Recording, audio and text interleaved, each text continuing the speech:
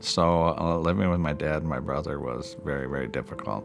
My mom and my dad, they argued a lot. I remember being afraid all the time. The abuse was physical at times, and it certainly was emotional for a great deal of it. My dad used to abuse us physically, sexually, emotionally, financially. And we went in the room and my mom was on the ground and he was just beating her up and he was like, "Go in your room," like yelling. And my mom was like, "Go in your room," like, "It's fine." I think at 2, that was a lot. It was much easier to meet his needs or to keep him happy than it was to deal with the anger. It was not a healthy environment to be in. The way we look at abuse, especially here at DAP, is it's a pattern of behavior that exerts power and control and harms another human being. I learned how to rationalize abnormal behavior in my mind because nothing growing up made sense. If somebody has experienced a lot of trauma, they don't feel safe. I just think I was scared because he was supposed to like protect us. And I got very good at placating him and very good at keeping him happy to try to keep the people around me safe. In an abusive relationship, there's a lot of fear, and fear is used as a main tool to control. It was like walking on eggshells the whole time. As a teenager, I started to rebel pretty heavily, and when I was 18, I became pregnant. And I met this man who really wanted to take care of us.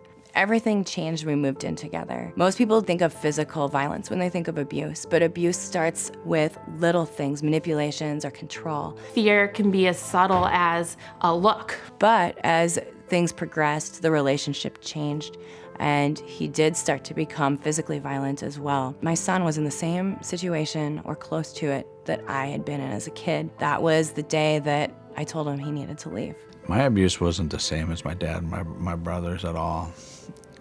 Mine had to do with a lot of yelling and a lot of emotional abuse. When he would yell, I was like shocked and taken aback. It just didn't make any sense to me. Things were escalating, and I felt at that point that I needed to have some kind of intervention. I was in disbelief when she called the police. I didn't understand why I was being arrested because I wasn't being any different than I had normally been the whole time. While he was in jail, I packed up my things, and we were separate for about 6 months.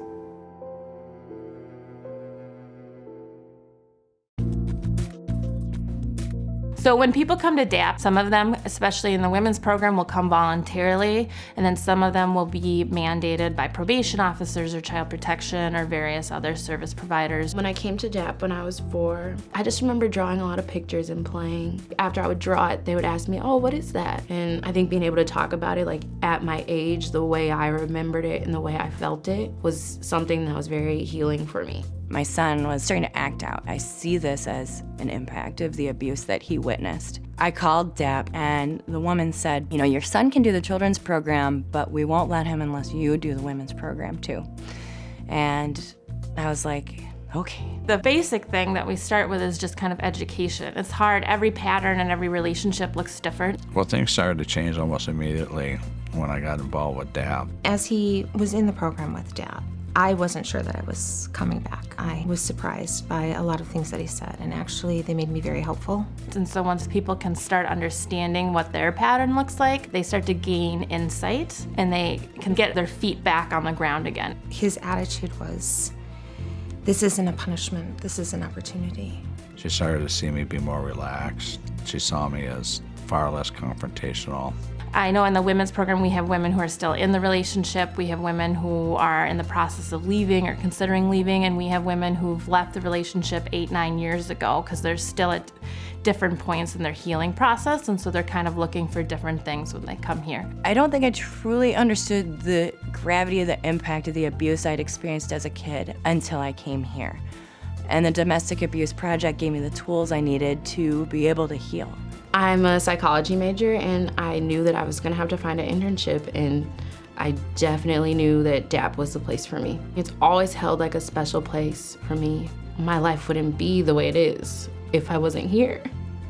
I think one of the most important things that have come out of this for my husband is that he's become so reflective and so aware of how his words impact other people.